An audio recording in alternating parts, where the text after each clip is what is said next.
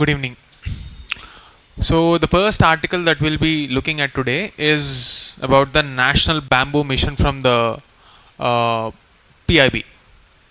This is important from the prelim standpoint, and you can map this article to two levels. One is at the economy. You can link this to an activity of the primary sector, and second level is you can use this article in environment also. There are a lot of previous year questions on the aspect of bamboo. So that is why I want you to highlight. See, you can note this news article down. It's going to be very important, and you can expect environment based questions here.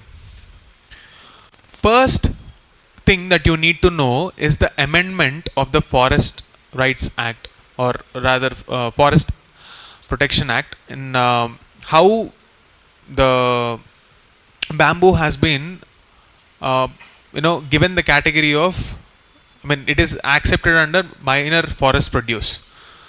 What is the significance of this move? The first thing that you need to know, if you are allowing any forest product to be categorized as a minor forest produce, it will give the locals of that region the ability to take economic advantage out of it, sell it, collect it, and gain some revenue out of it. It is not allowed for every forest produce. It is allowed only for some categorized, legally allowed products only. If you don't create this categorization, what will happen? It will lead to the problem of biodiversity degradation. As a measure of conservation, and also as a measure to balance the needs of the forest dwellers, you will be having this kind of a legislation. Now, so you will have questions on the current affairs, like, see, for example, some kind of prelims current affairs will be directly testing the factual basis of the news. So take a look at the purpose of any government mission. So the first thing that you need to note here is the purpose. What is this mission meant for? It promotes bamboo cultivation, processing, and marketing. It supports farmers and MSMEs through financial assistance, FPO formation, and skill development. It also aids in reviving the agarbatti sector and reducing import dependence. Where are you more likely to see bamboo as a economic resource? Madhya Pradesh, Maharashtra, and Assam. So it shows bamboo as a very rich resource for tribals and local population. This is the first takeaway. And since the government is coming up with a flagship scheme like this, and since there are previous year questions on bamboo, this becomes very important. It's sometimes very, very difficult to grow. It takes almost many years to even have a small bud. And then in the final year of its growth, it reaches very, height. It grows very tall. So the morphology, the structure of bamboo, the economics behind it, the government policies, the number of species, the facts about bamboo, everything becomes important for your prelims exam. And that is why I am highlighting this specific news article. Clear? So when you get infographics like this from PIB, for those articles that I am highlighting, please take a note. In this, you will see some facts, right? India has the highest area under bamboo and is the second richest country.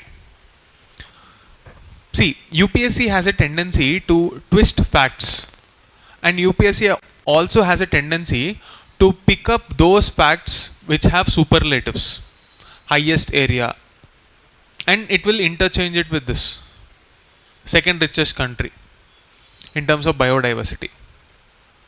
So these facts can change over a period of time. So usually this is the area where UPSC will be twisting, and it will also be very careful. If the numbers are very close, it won't do that. But if numbers are very wide, I mean the gap between the first and second is very high, then maybe the examiner wouldn't pick it, because by the time the key is released, it can change. For context, I will tell you what happened in Uttar Pradesh and Maharashtra. So, with respect to sugarcane production, there is a competition between Uttar Pradesh and Maharashtra. Who produces more? It's a tug of war kind of a situation. In 1 year, one state will be ahead, in another year, another state. So, UPSC will not pick controversial topics like that unless and until it is very clear that the stats won't change in a very long time. UPSC won't be picking it. So, go through this article, read the facts, and don't try to mug up all the statistics, etc. And definitely don't try to mug up the scientific names of bamboo and its varieties. But look at the introductory, key takeaways and the introduction part, because definitely this will be important. This is the economic angle. I am talking about the environment angle behind this. So there can be an interdisciplinary question, multi-statement question, which will integrate economics and the environmental angle and create a question, and you will be confused. So please be careful about that. So that is the first article for the day.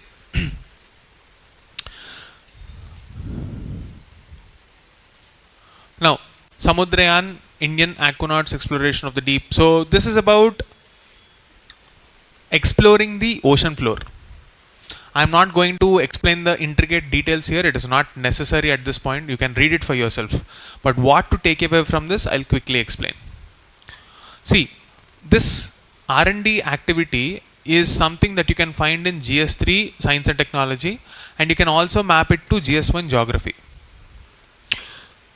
What is the end objective of this mission?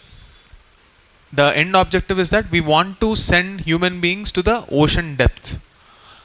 India has this mission of Samudrayan as well as Gaganyaan. We want to explore different frontiers, deep inside the ocean and way up above in the space as well. So, any technology that is trying to cater to this objective will become important for us. Any technological development which will at least become a component of this. Let's say, for example, if we are talking about reusable launch vehicles that can help in our space missions. If you're talking about vehicles like Matsya 6000, the names you might be forgetting, but associate those names with a specific technology, it will stick in your memory. So what problems are solved by these technological elements? Understand that. See, the end objective is we want to explore the ocean floor. We need a vehicle for that. That vehicle is Matsya 6000. And is that the only problem? Are there any other problems? See here, what are the challenges of deep sea exploration? Firstly, extreme conditions prevail there. So you need a vessel development there. And what kind of materials can sustain that kind of pressure? The answer is titanium alloy. Okay. What should be the environment inside the vessel so that you are safe? The person who is traveling in that is safe. That will be another technological development. Then how should the health of the person, the aquanaut, the person who is navigating in that vessel, what should be the health like? Any experiments on that front again becomes important.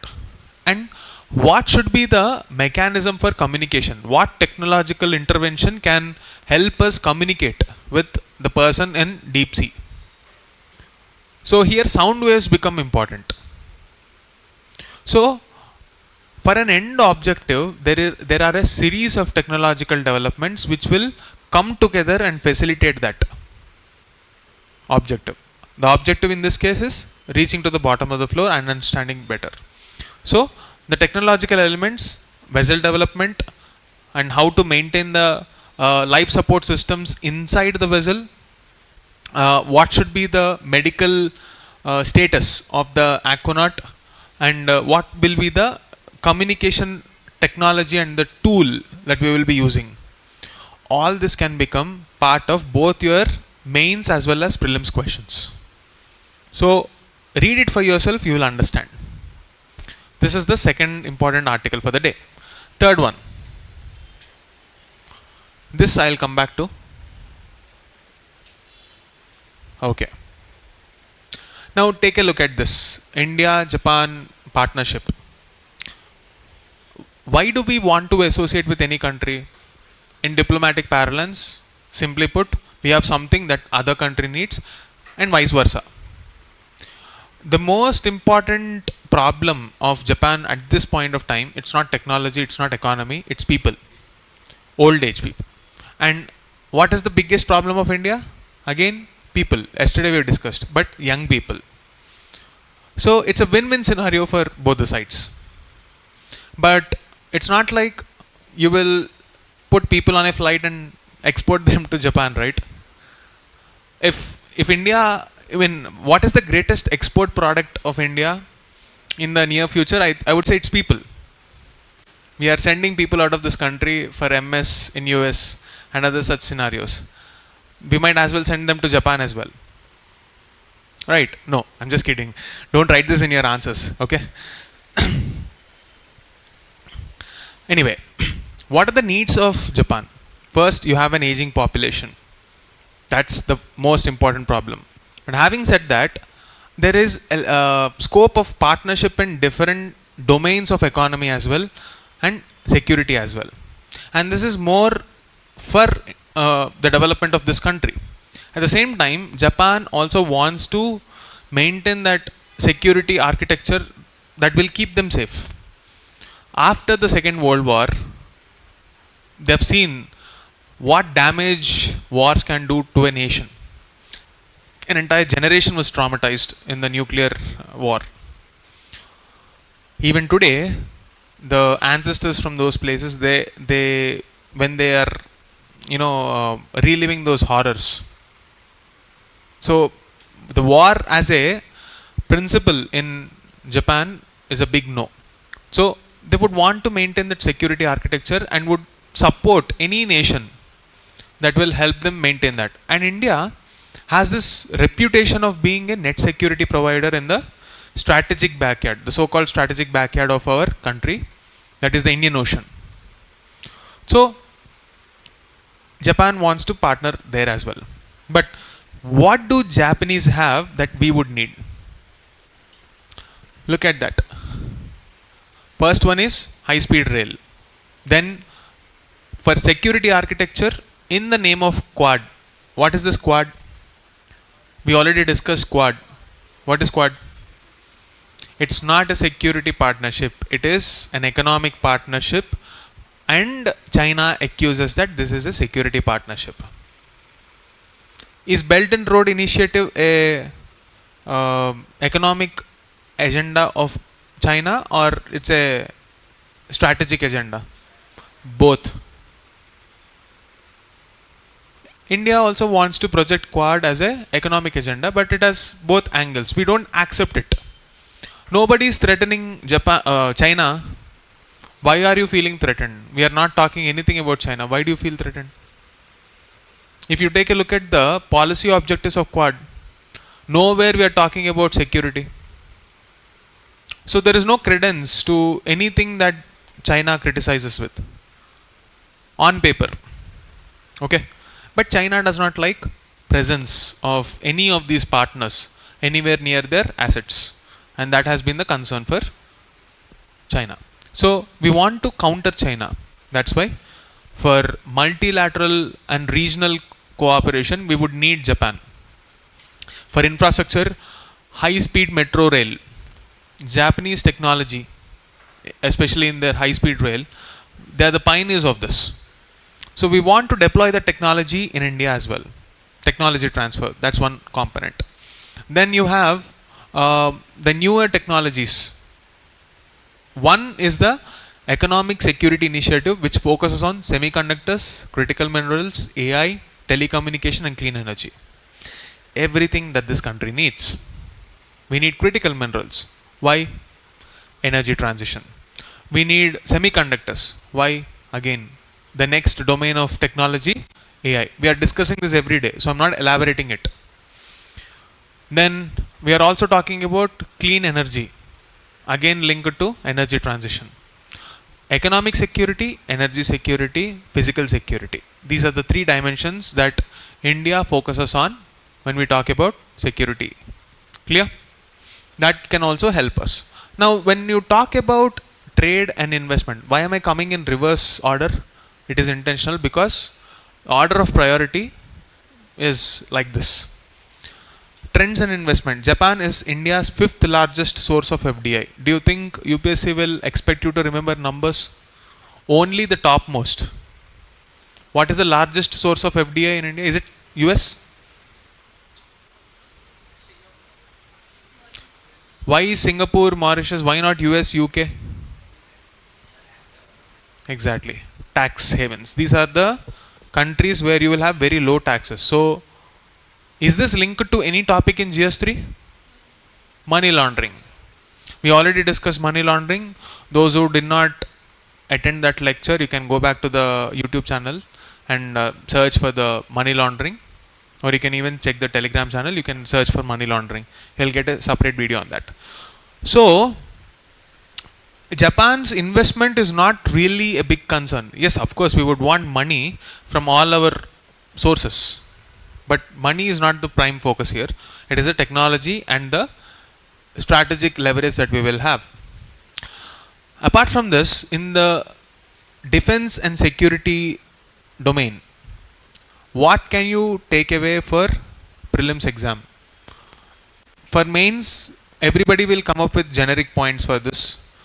What really makes a difference if a question comes on India-Japan relations is the specificity. Divide. There should be clear-cut subheadings. Defense, trade, and then development and infrastructure. Within that headings, you will have subheadings like this. But it's very unlikely you will get a question on at the mains level. So, for prelims, focus on these highlighted areas. What are the exercises that you should know? Malabar. Then you have GIMEX and Dharma, Guardian and Coast Guard Cooperation. Note down these names, or you can go back and check, note down these names, important for prelims. Okay? So, that's it. These are the things that you will have to focus on. Nothing significant apart from this. Clear? Okay. Failure of India INC. Basically, this is about the criticism of the private sector. So this is something new. We have seen our editorials which continuously criticize the government. Now it is the other side. What is the criticism here? The biggest complaint of businesses is that they do not have talented pool of people. Lack of skilled human resources. This is one major complaint from the businesses. This article questions one point. The entire agenda of this article is to raise that question. You don't have this problem in the US. Why do you complain only in India? Why do you expect the state to take care of that? What have you done to invest in the research and development of any technology or any training of skilled professionals? Let's not just talk about the software training. There are other domains of work in primary, secondary and tertiary sectors. Did you do enough so that you put India INC on a growth trajectory? That is red world. So this is the premise. Here, take a look at this. The cultural dimensions of Indian capitalism compound the problem. This language is important. Cultural dimensions of the Indian capitalism compound the problem. Business leaders often complain of weak human capital, yet they were historically unwilling to invest in building it. Unlike American firms, which helped establish research universities and R&D infra, Indian capital largely sought a free ride. The record on labor is equally dismal. Having comprehensively defeated the bargaining power of workers Most firms still not have learned to manage labor with dignity.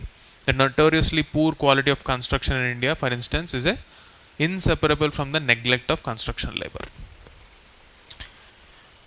This entire summary, that I just read out, is enough for you to capture the essence.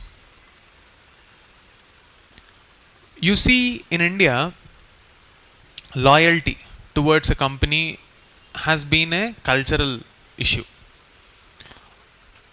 People do not want to switch companies and they are emotionally attached to work. But capitalism is unemotional. It rewards efficiency. So, in India, there is a cultural disconnect on how corporate world functions and how human beings are treated. Companies that focus on profits and is driven by a Western ideology will continue to mistreat workers. For example, this concept called stakeholder capitalism. World Economic Forum came up with this concept called stakeholder capitalism, where even the workers are made to feel like they're a part of the growth story. I'm not saying that World Economic Forum said you should redistribute your entire income. No. Of course, there should be an incentive for investors. But even workers who are working with you, they should feel like you should stay back. When will they do that? Do you see a lot of complaints in multinational companies like Google, Microsoft, the so-called FANG companies, Facebook, Apple? You have a great quality of life there. You have insurance, you have social security, all sorts. Then you have good salary. Your kids will be taken care if you are in higher positions. So the quality of life and therefore the loyalty towards that company is very high. Of course, you will see switches, but that's how the market works in capitalist world. But most people who are settled in their jobs would not want to change for a small salary growth. Why is that? Because they feel like they tend to belong to that company, and companies invested in their growth.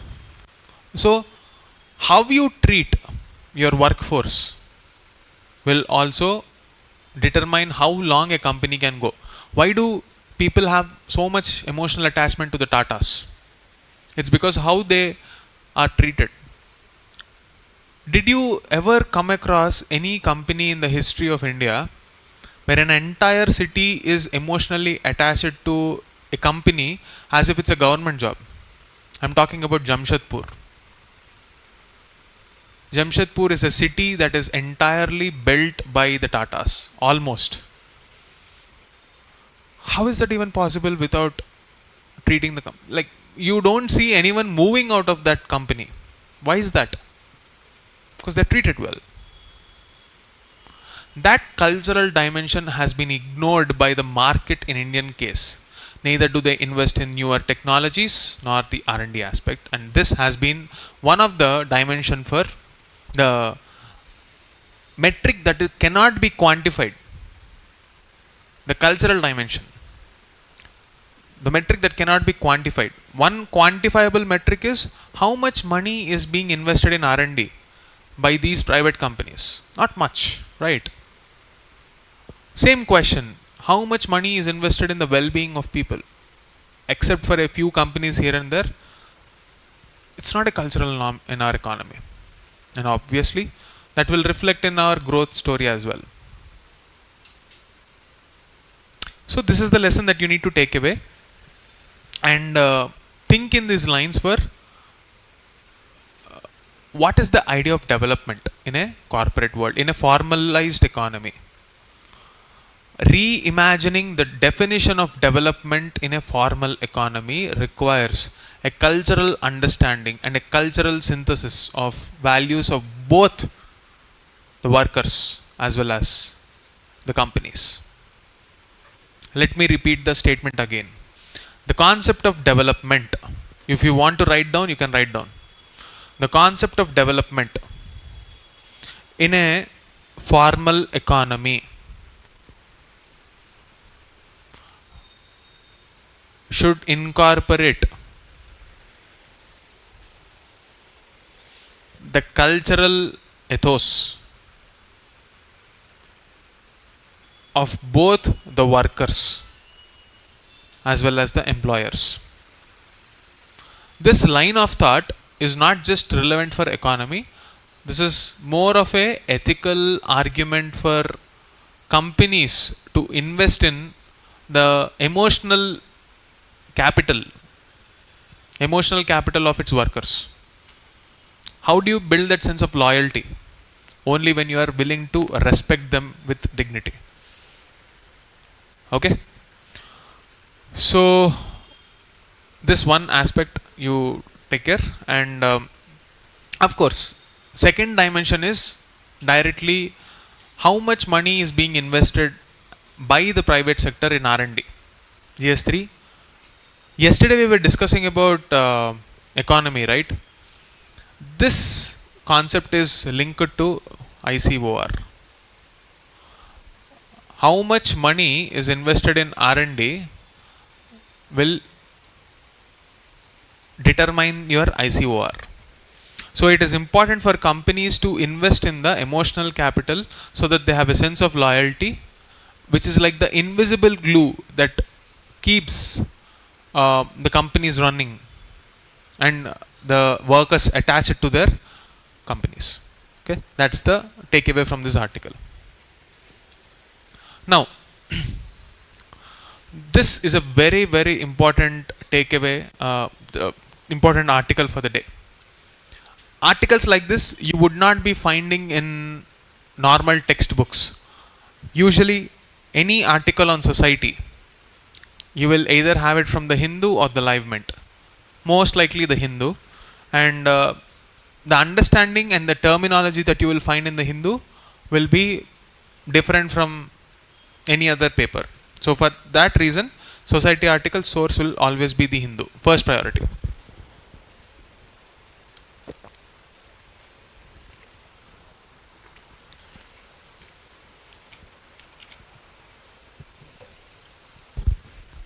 Okay, what are we talking about?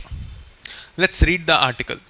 Centering elderly women caring for the quiet majority. Okay, now what is the context here? Where can we map this context to different syllabus papers, and how to use it in your exam? This will be the scope of the discussion today. Now, what is the context? GS2 vulnerable sections. In that you have old age as well as women.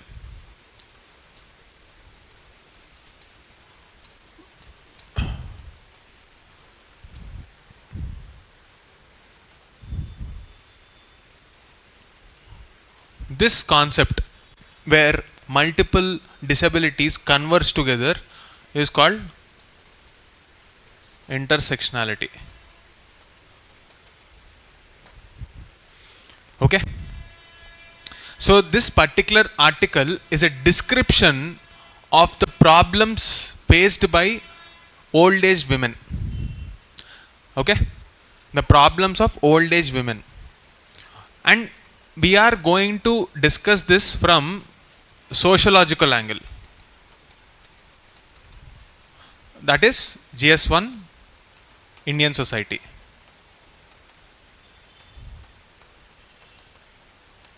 Clear? The concept that we are discussing, the name given by sociologists for that is feminization of aging.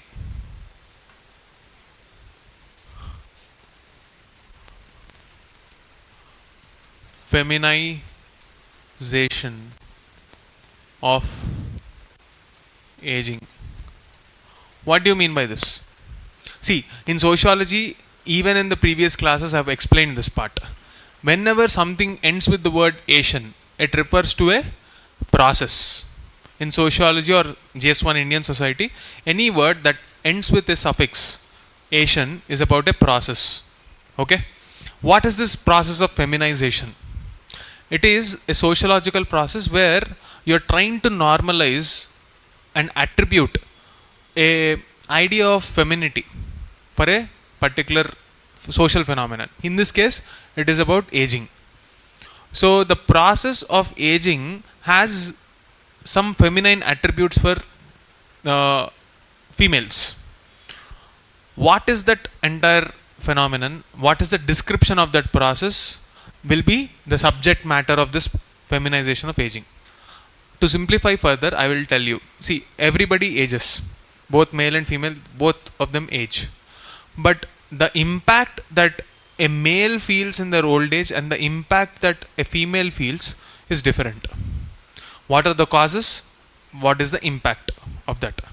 This is the scope of discussion of this topic. Clear? So the core problem of any gender issue in Indian society is, yes, patriarchy. Okay? So the genesis begins there. We'll try to understand the concept from that core issue.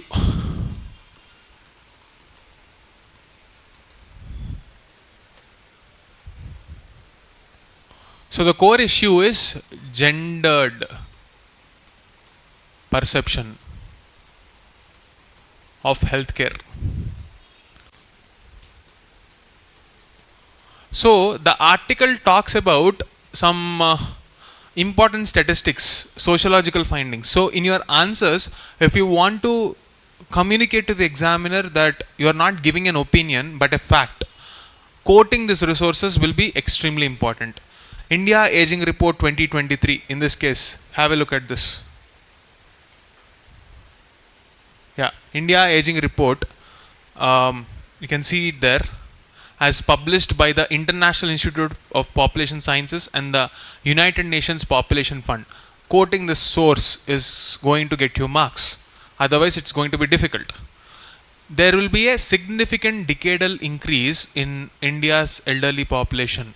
So, roughly, what is UNFPA saying? UNFPA thinks that by 2050, you will have 20% of population as old age people above the age of 60. That becomes a huge responsibility for the government. Now, in this, you will have both male and female. Due to the concept of gendered perception of healthcare, what do you mean by this? Let us understand that. Due to this phenomenon, females are negatively impacted. That is the assertion here. The core problem is, because of the existing social attitudes, females will be affected more.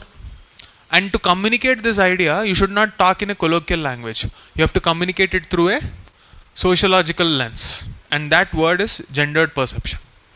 Use these phrases in your answers to communicate. Otherwise, you will end up writing large paragraphs.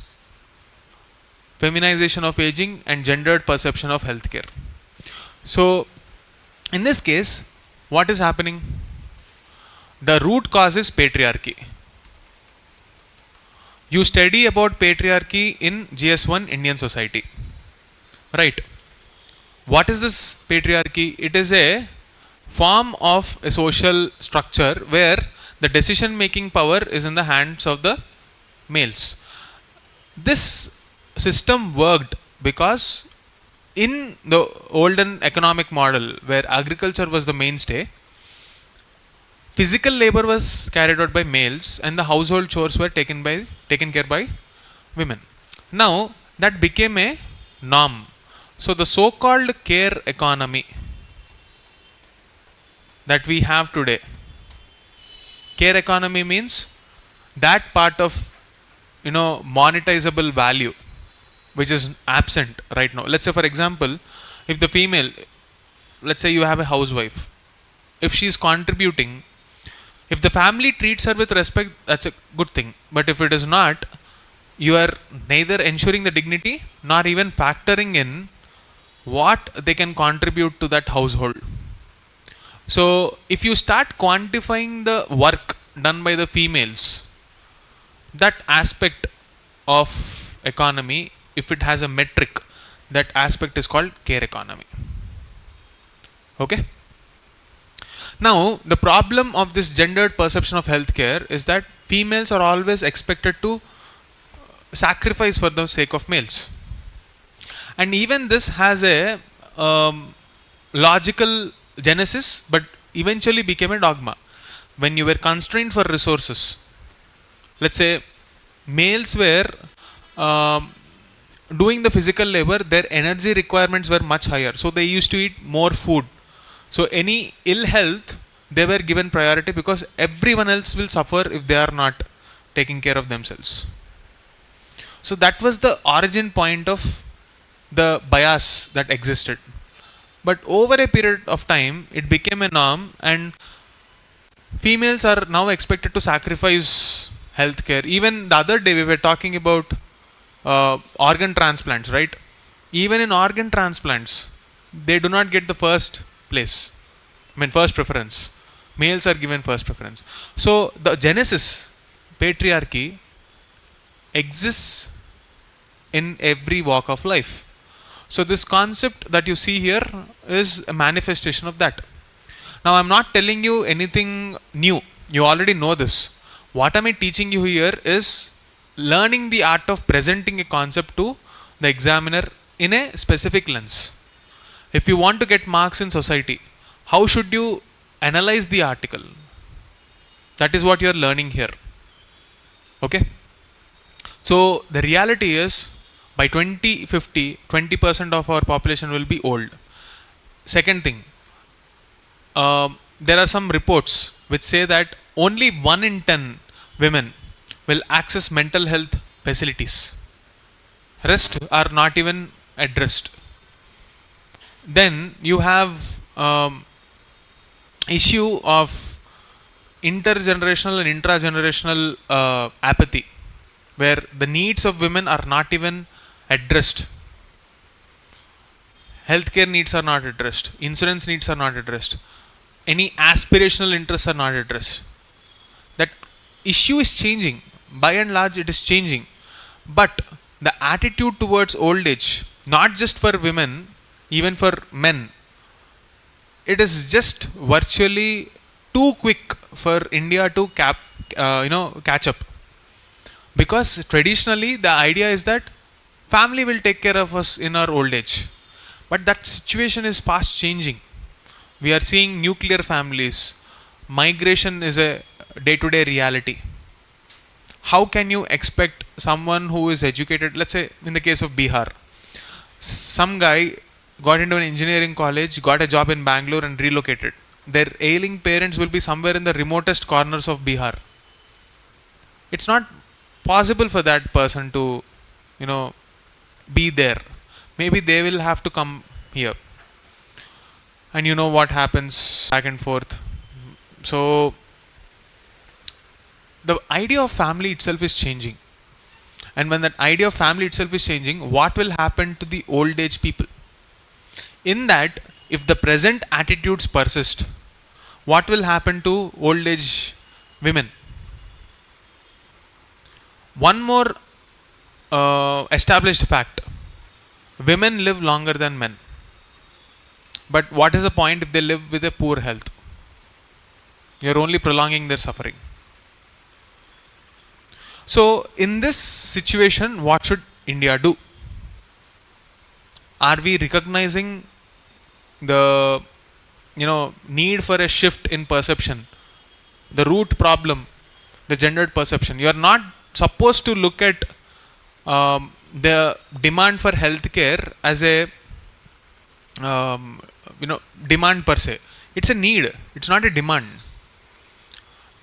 And it should become a right. So this requires a social nudge. Okay. So a few years ago, the concept of nudge in economics, behavioral economics, won a Nobel Prize. For example, you can see how nudge has worked in the case of Swachh Bharat mission. At least the idea of cleanliness and equating it to godliness has mainstreamed in educated youth to a certain extent. If not 100%, to a certain extent. But a change began. You follow it up with another concept like Jan Andolan. where Jan Bhagidari and Jan Andolan, these are the government initiatives where you are trying to mobilize people for a cause. All of this are a part of the change in social perception. And the same change should also happen in the case of old age people, especially women. Clear? So the perception towards gender, the perception towards family, the perception towards caste, rural urban migration, the economic models, everything is undergoing a transition. Is India catching up? That's a question that we need to answer. Okay? So that is the takeaway from this article. So that brings us to the session end for the online people. Offline students, you will have small discussion as a continuation for what we discussed yesterday through a question answer.